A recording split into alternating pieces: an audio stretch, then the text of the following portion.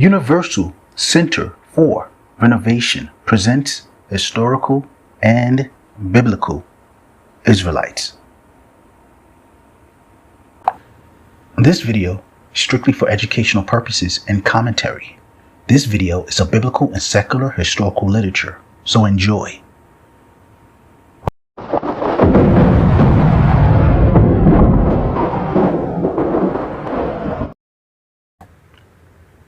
The Search for Black Jesus, from Kimpa Vita to Tupac Shakur.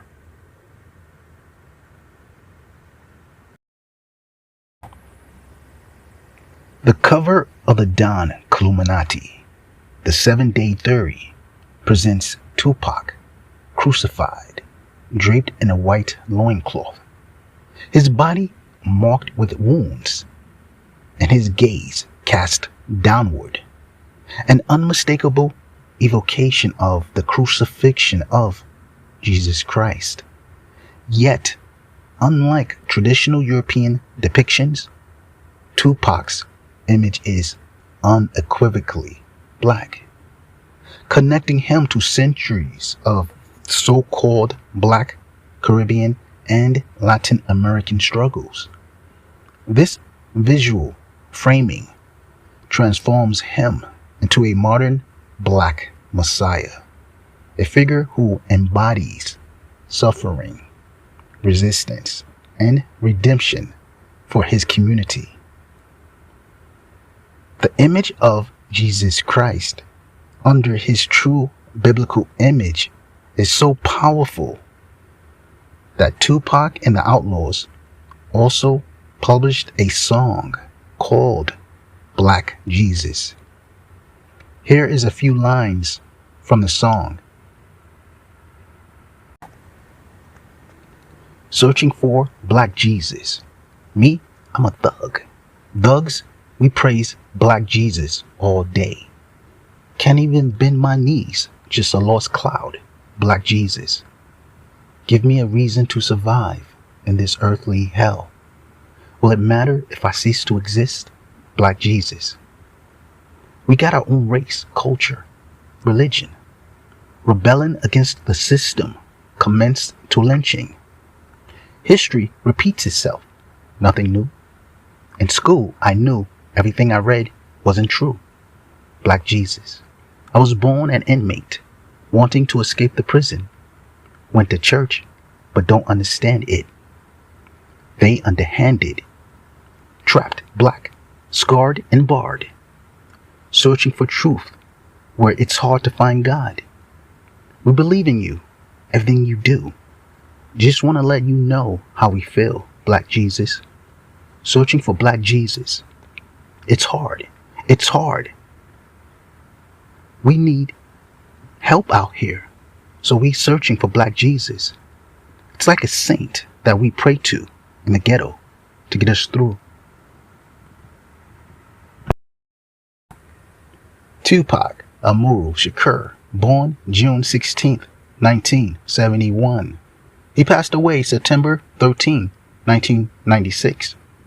He was an American rapper, actor, poet, and activist. He is widely regarded as one of the most influential and significant hip-hop artists of all time. He grew up in a politically active environment, surrounded by discussions of Black liberation, social justice, and community empowerment. Tupac's reference to Black Jesus didn't come out of nowhere. They were rooted in several things by people he grew up around and learned from. Tupac grew up surrounded by Panther activists, including his mother, Afeni.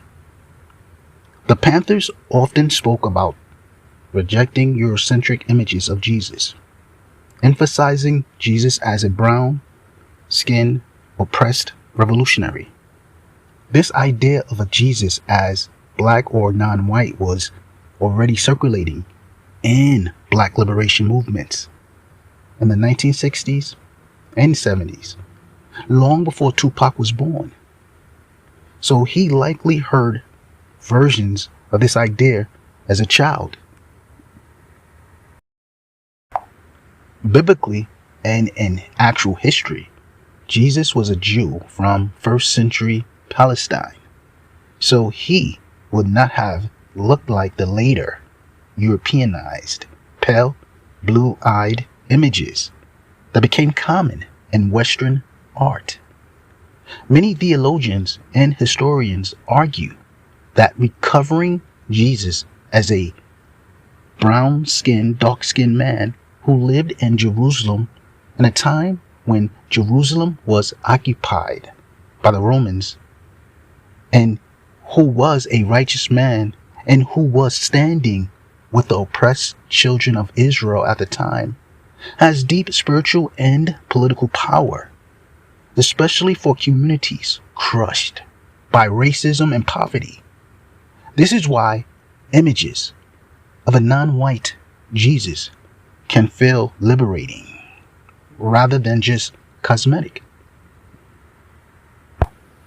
This cover art wasn't meant to say Tupac was Jesus, but to draw parallels between them.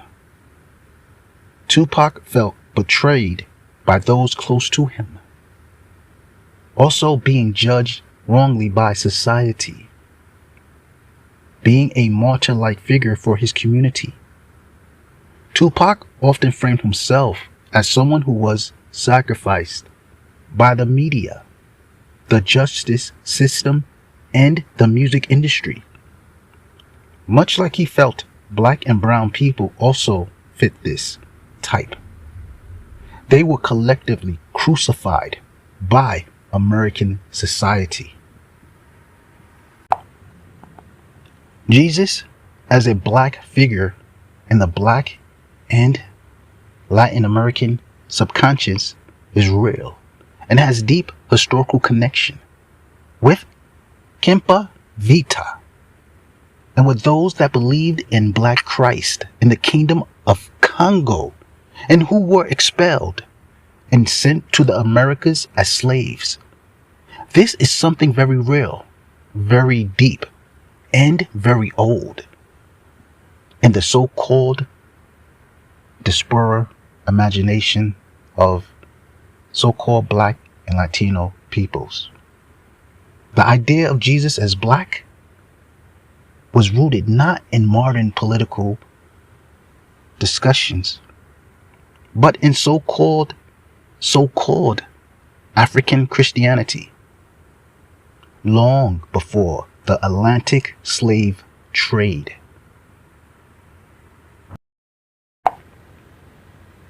Kimpa, Vita, 1684 to 1706.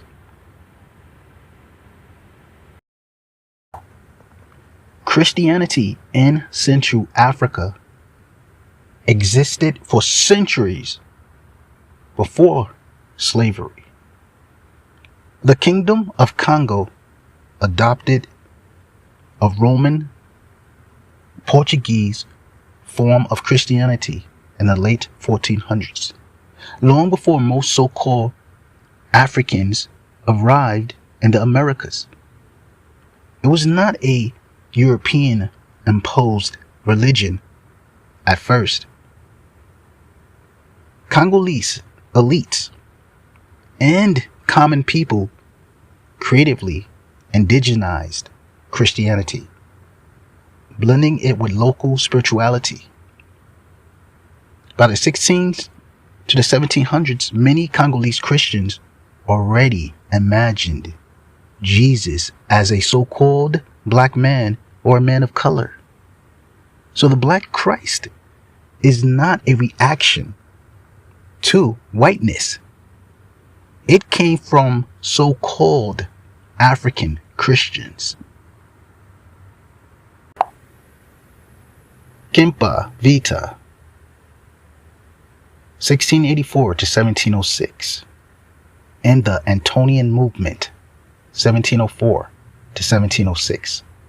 Kimpa Vita, also called Donna Beatrice, was a young Congolese woman who founded a radically so-called African Christian revival. This was a profoundly so-called African-centered Christianity, not a European imitation.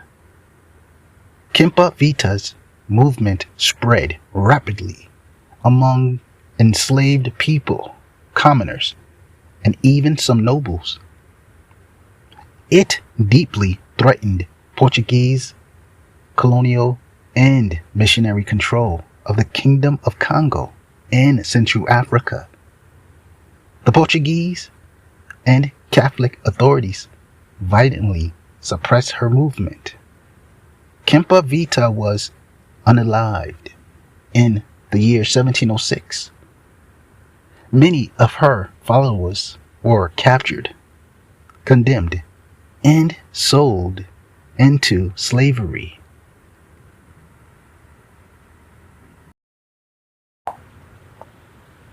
After the defeat of Kimpa Vita and the Antonian movement, Afro and Latino descended people still carried on these ideas. The idea did not disappear when they crossed the ocean. It crossed the ocean with the enslaved. In the Caribbean and the Latin American countries, you see things such as Haitian voodoo with their black saints and black Christ. The African Brazilian Cristo Preto, which means in Portuguese, Black Christ. Those traditions still exist. El Cristo Negro, or the Black Christ, is venerated in Latin America. Black Madonnas are embraced by Afro and Latino descended communities. And in North America, spirituals and Black American Christianity. Imagining and imaging Jesus as a suffering, oppressed Black figure who liberates. All of this is part of a continuous historical memory that was rooted in so-called Central African Christianity. It's not accidental, nor was it invented before slavery or after Latin America was colonized. Because the enslaved were not blank slates, they brought a tradition of a black or so-called African Christ with them into the Americas. Jesus, his disciples, and his mother were black. Donna Kimpa Vita, 1684 to 1706, from the Kingdom of Congo, Central Africa. Donna Beatrice Kimpa Vita did indeed preach that Jesus, Mary, and the main figures of Christianity were Black Congolese people, and that the holy story was rooted in the Kingdom of Congo, meaning some of the people that lived in the Congo identified themselves as the descendants of the biblical Israelites when they lived in Central Africa. Kimpa Vita, 1684 to 1706, was a young noblewoman and prophetic leader in the Congo Kingdom who founded a Christian revival movement, often called Antonianism. She claimed she had visions, and she used those visions to challenge the colonial Portuguese, European controlled version of Christianity. taught by Catholic missionaries. Kimpa Vita taught that Jesus, Mary, and key saints were black. In that context, saying Jesus, his disciples, and his mother were black was Kimpa Vita's way of insisting that so-called Africans of her time were at the center of God's story, not on the margins, and that Christ fully identified with so-called black people under slavery and colonial oppression.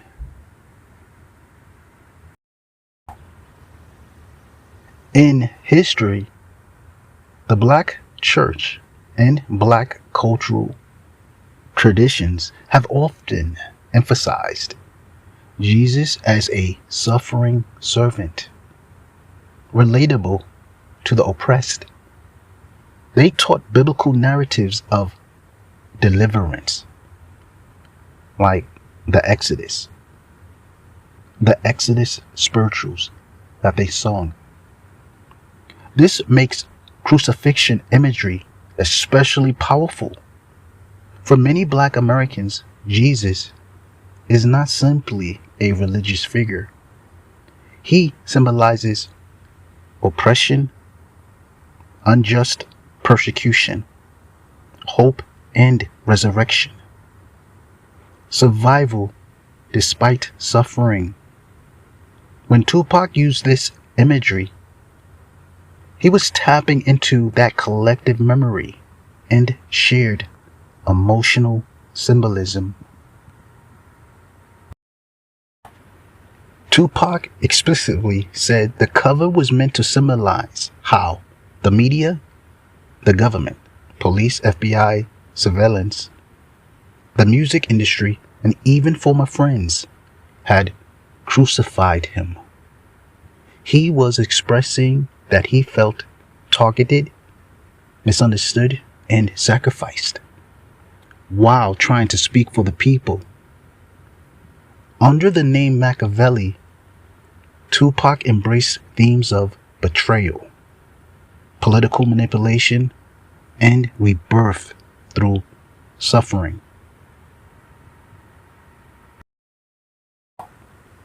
Jesuits and other Christian missionaries in Central Africa did report encountering a distinct black community on the Longo coast that they and later European writers refer to as Jews of Longo.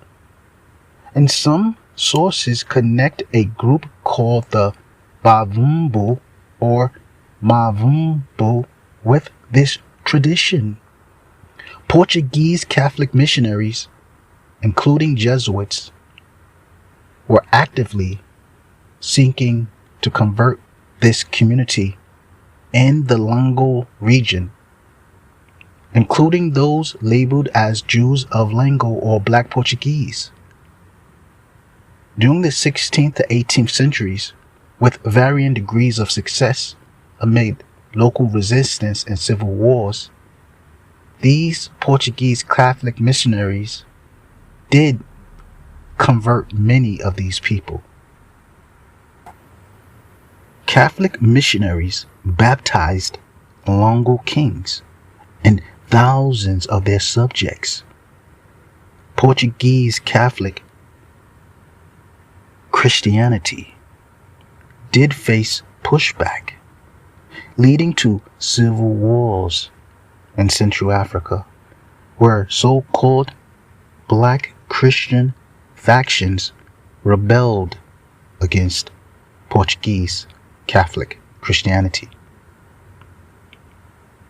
The Jews of Longo and their identity was largely dissolved, and they became Catholic, so-called African Christians. And many of their descendants were caught in the Atlantic slave trade as slaves. In the Congo Kingdom, Christianity became deeply entangled with civil war. As the Kingdom of Congo became deeply entangled with civil war and politics, Kimpa Vita's movement was one of the most important Christian factions in that struggle.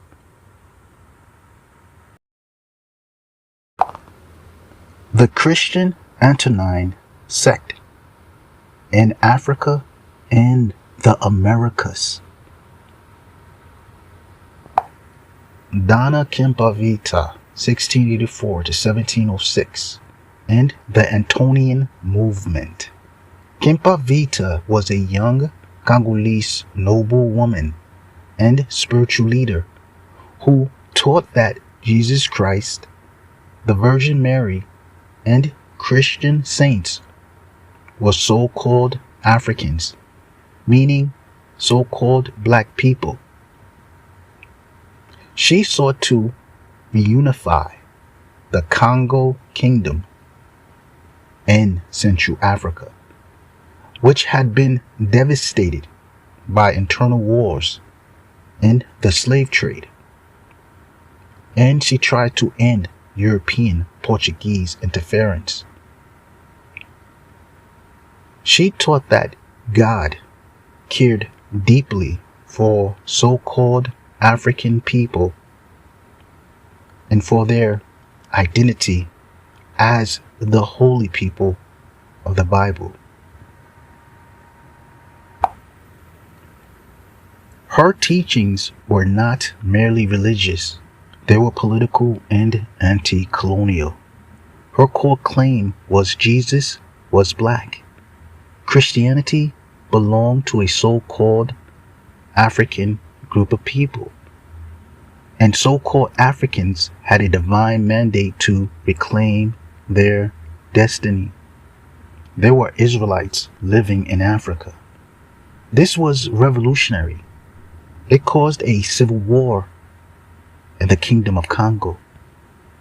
Kimpa Vita's attempt to restore the Kingdom of Congo directly threatened powerful African elites. She was eventually captured, tried by Congo authorities with the support of Catholic missionaries, and unalived in the year 1706 for heresy. But her followers did not disappear. Many Antonian movement supporters became captives in the civil conflicts of the Kingdom of Congo, and they were sold into the Americas during the Atlantic slave trade. In the Civil War and spiritual upheaval in the Kingdom of Congo, most notably the Antonian movement led by Donna Beatrice Kimpa Vita, this civil war produced waves of war captives who were forced into the Atlantic slave trade. These men and women brought with them a distinct so-called African Christian tradition that saw Jesus Christ and the saints as black figures and viewed liberation as a sacred duty. Once in the Americas, this worldview became a powerful source of unity, resistance, and rebellion.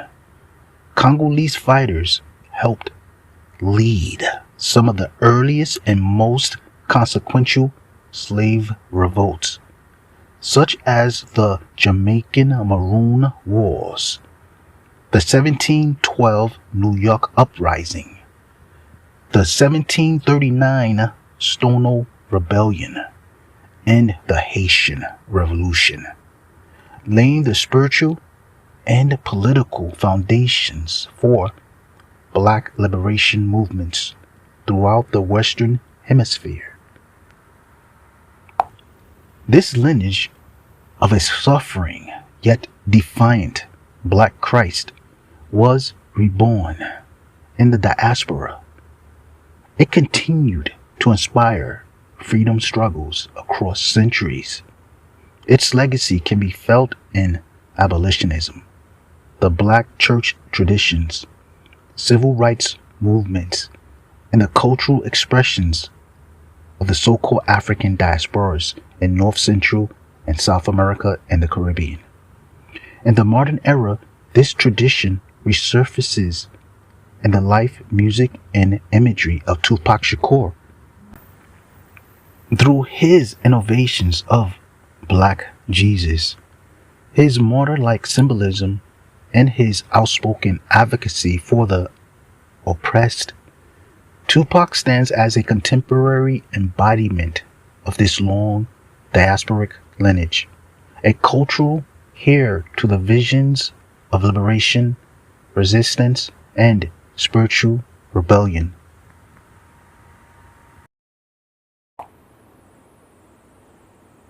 AI Overview. Kimpa Vita, a 17th century Congolese prophetess, taught that Jesus, Mary, and other Christian figures were Black and from the Congo Kingdom, asserting Congo as the true Holy Land and promoting an African-centric Christianity against European missionaries. Her movement, Antonianism, saw Jesus as a Black man, a key part of her resistance to colonial influence, which led to her execution as a heretic by Catholic authorities for challenging the imposed white religious imagery and practices.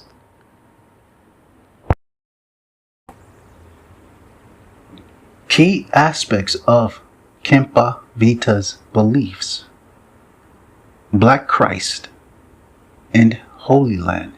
She taught that Jesus, Mary, and saints like Saint Anthony were Black Congolese ancestors, and that the Kingdom of Congo was the original Holy Land.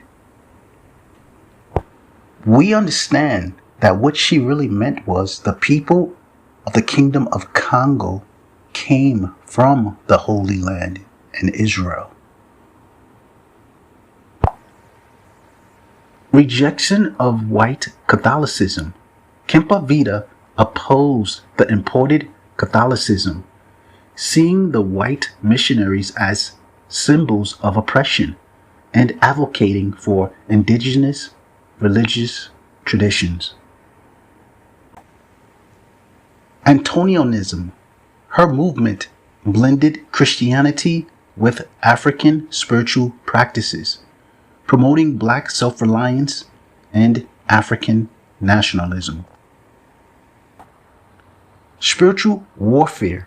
She viewed her mission as a spiritual war against Portuguese imperialism, rebranding herself from her baptismal name, Dona Beatriz, to Kimpa Vita, meaning new way to make war. Her legacy, resistance, and Black nationalism. Her teachings fostered a powerful sense of Black identity and resistance, influencing later Black nationalist movements, including the Stono Rebellion and the Haitian Revolution. Martyrdom. She was burnt at the stake in the year 1706, accused of witchcraft and heresy, but her ideas persisted, challenging Eurocentric religious depictions of Jesus. The Congolese Saint Anthony, Dona Beatriz Kimpa Vita, and the Antonian movement, 1684 to 1706, a well-known historical study by John K. Thornton, a specialist in African history, especially the Kingdom of Congo, in early Atlantic Africa.